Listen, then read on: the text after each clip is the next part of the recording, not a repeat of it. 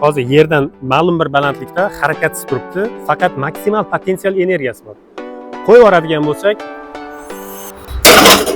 hozir muvozanat vaziyatida hamma energiya kinetik energiyaga aylanib ketdi. Narigi chekkada yana potensial energiyaga aylanadi. Hozir yana qaytadan maksimal potensial energiyaga aylandi. Bu yerda energiyani saqlanish qonuni. Energiya bilasiz, yo'qdan bor bo'lmaydi, bordan yo'q bo'lmaydi. U faqat bir turdan ikkinchi turga aylanadi. Ya'ni kinetik energiyadan potensial energiyaga yoki aksincha potensial energiyadan kinetik energiyaga aylanib turadi.